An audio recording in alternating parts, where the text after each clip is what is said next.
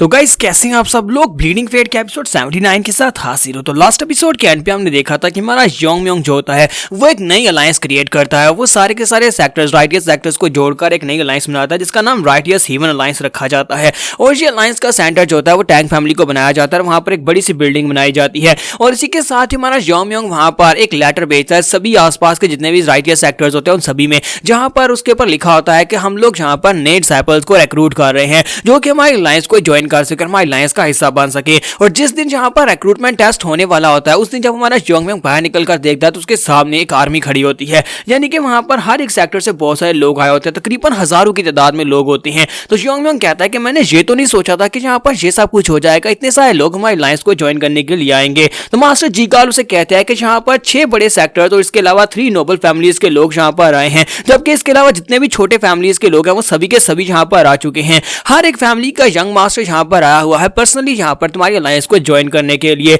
Young Lord, मुझे लगता है कि तुम्हारी रेपुटेशन इन सभी तक पहुंच चुकी है और सभी लोग तुमसे बहुत ज़्यादा अमेज हैं। और सिर्फ इतना ही नहीं है बल्कि हमने यहाँ पर और इन सभी लोगों ने मिलकर तुम्हें यहाँ पर एक नया टाइटल दिया है, एक टाइटल जो कि तुम्हें बिल्कुल परफेक्टली सूट करता है। योंग म्योंग कहता है कि वो क्या टाइटल है। मास्टर जीकाल कहता है कि ये सभी लोग तुम्हें द वेनमस स्वॉर्ड ड्रैगन कहना शुरू कर दिया है। तुम्हारा योंग म्योंग जब बात सुनने के बाद काफी हैरान होता है, लेकिन उसका नाम जो है वो कम से कम यहाँ पर थोड़ा बहुत मिलता जुलता तो है क्योंकि वो तलवार यूज करता है और साथ ही वो ड्रैगन स्लेयर तो पहले से ही है। योंग म्योंग अपना नाम सुनने के बाद काफी हैरान होता है और साथ ही हंसते हुए कहता है कि वेनमस स्वॉर्ड ड्रैगन काफी अच्छा नाम है, इतना बुरा भी नहीं है। तो मास्टर जीकाल उसे कहता है कि तुम्हें यहाँ पर ऑफिशियली इन सभी लोगों के सामने इस बात को अनाउंस करना होगा कि तुम इस अलायंस के नए लीडर बनने वाले हो, कि तुम्ही ने यहाँ पर इस राइटियस हीवन अलायंस को डिस्कवर किया है। तो इसका मतलब यह है कि यहाँ का लीडर भी तो तुम ही होना चाहिए। ये क्योंकि हमारी टैंग फैमिली में है तो इसका लीडर भी टैंग फैमिली का यंग मास्टर ही होना चाहिए। तुम्हारा योंग म्योंग कहता है कि मुझे नहीं लगता कि ये सभी लोग इतनी आसानी के साथ यहाँ पर मुझे लीडर बनने देंगे। यहाँ पर जितने लोग आए हैं वो सभी लोग इस वजह से यहाँ पर आए हैं ताकि इस नई अलायंस को ज्वाइन कर सके, लेकिन उनमें से कुछ लोग ऐसे होंगे जिनके अल्टीरियर मोटिव्स होंगे।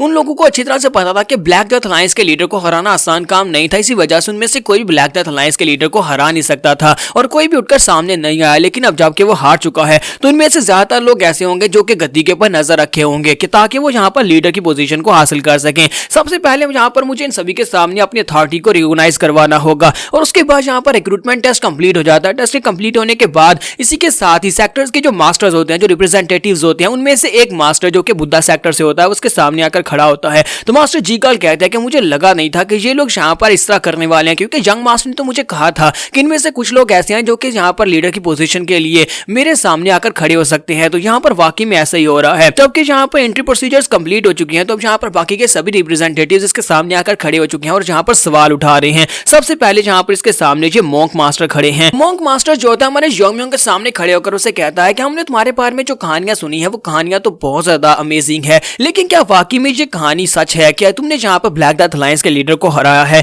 क्योंकि हम में से किसी ने भी यहाँ पर ब्लैक डेथ अलायंस के लीडर को तुम्हारे हाथों से मरते हुए नहीं देखा। तो मैं यहाँ पर इस बात को कंफर्म करना चाहूंगा, क्या तुम मेरे साथ यहाँ पर फाइट के चैलेंज को एक्सेप्ट करोगे? तुम यहाँ पर मेरे साथ फाइट करते हो तभी तुम यहाँ पर सभी लोगों के सामने साबित कर सकते हो कि तुमने वाकई में ब्लैक डेथ अलायंस के लीडर को हराया था। तो मास्टर जीकाल सोच रहे होते हैं, जरा देखो तो ये लोग कितने ज्यादा बेशर्म हैं। यहाँ पर हमारे यंग मास्टर की स्ट्रेंथ को मापने के लिए यहाँ पर खुद से इसे फाइट करने के लिए चला है। हालांकि ये एक बहुत ही पावरफुल फायर आर्म का एक्सपर्ट है जो ब्लैक डेथ अलायंस के लीडर को नहीं हरा सकता था, लेकिन यहाँ पर यंग मास्टर से फाइट करने के लिए लीडर की पोजीशन के लिए आ रहा है। और इसी के साथ ही वो कहता है कि अब जबकि यहाँ पर ब्लैक डेथ अलायंस का लीडर हार चुका है और जितने भी यहाँ पर इवल फैक्शन के लोग थे वो सभी लोग डिस्पर्स हो चुके हैं, तो अब राइटियस सेक्टर की नई अलायंस बनने के बाद जो भी इसका लीडर बनेगा उसके पास बहुत सारे रिसोर्सेज आएंगे। ब्लैक डेथ अलायंस लीडर की जितनी प्रॉपर्टी थी वो सारी की सारी उसके हाथ में चली जाएगी जो यहाँ का नया लीडर बनने वाला है। उसके पास हजारों लाखों की तादाद में सोल्जर्स होंगे जिनको वो एक कमांड के ऊपर आगे भेज सकता है फाइट करने के लिए या फिर अपनी सुरक्षा के लिए यूज कर सकता है। तो यहाँ पर जितने भी बड़े राइटियस सेक्टर्स के मास्टर हैं वो सभी की यही ख्वाहिश होगी कि वो यहाँ के नए लीडर बन जाएं। और सबसे पहले यहाँ पर उनमें से कोई भी आगे नहीं बढ़ा तो मास्टर मॉन्क आगे बढ़ गए हैं। मास्टर मॉन्क, जिसको मैं मास्टर मॉन्क कह रहा हूँ, उसका नाम जाउन होता है। तो मास्टर जाउन उसे कहता है कि मैं शाओलिन टेंपल से जाउन और मैं यहाँ पर सेक्टर लीडर की पोजीशन के लिए तुमसे फाइट करना चाहूंगा। उम्मीद करता हूँ कि तुम यहाँ पर मेरे साथ रियल फाइट करोगे, ना कि यहाँ पर सिर्फ इसे डुअल समझोगे। तुम्हारा योंग म्योंग उसकी बात सुनने के बाद पफ करता है और कहता है कि यहाँ पर लगता है कि ये साबित करना ही पड़ेगा। तो योंग म्योंग उसे कहता है कि अब जबकि तुमने यहाँ पर खुद से मुझे चैलेंज किया है तो फिर ठीक है, मैं यहाँ पर तुमसे फाइट करूंगा, रियल फाइट ही करूंगा, लेकिन मुझे नहीं लगता कि तुम्हारे खिलाफ मुझे यहाँ पर अपने पॉइजनस और हिडन वेपन्स को यूज करने की जरूरत है। मैं यहाँ पर सिर्फ स्वर्ड को यूज करूंगा क्योंकि यहाँ पर कुछ एक्सीडेंट्स हो सकते हैं। ये बात सुनने के बाद मास्टर जाउन भी काफी हैरान होते हैं कि यहाँ पर किस किस्म के एक्सीडेंट्स की बात कर रहा है। तो मास्टर जीकाल यहाँ पर रेफरी होते हैं, वो कहते हैं कि तुम दोनों यहाँ पर अपनी फाइट के चैलेंज को एक्सेप्ट करते हो, क्या तुम लोग फाइट के लिए रेडी हो? दोनों ही कहते हैं हम लोग फाइट के लिए रेडी हैं। और इसी के साथ ही मास्टर जीगाल कहते हैं तो फिर ठीक है, तुम लोग अपनी फाइट को यहाँ पर स्टार्ट कर सकते हो। और इस फाइट के एंड के ऊपर जो जीतेगा वही यहाँ पर इस अलायंस का नया लीडर बनने वाला है। मास्टर जाओ उन योंगम्योंग से कहते हैं कि लड़के तुमने कहा कि यहाँ पर एक्सीडेंट्स हो सकते हैं, इस बात का क्या मतलब है? मैं इस बात को समझ सकता हूँ कि तुम बहुत ज्यादा यंग हो, तुम काफी ज्यादा स्ट्रॉन्ग भी हो गए हो, लेकिन इसका मतलब ये तो नहीं है कि तुम यहाँ पर मेरे जैसे बुड्ढे मास्टर के सामने इतने ज्यादा एरोगेंट हो जाओ।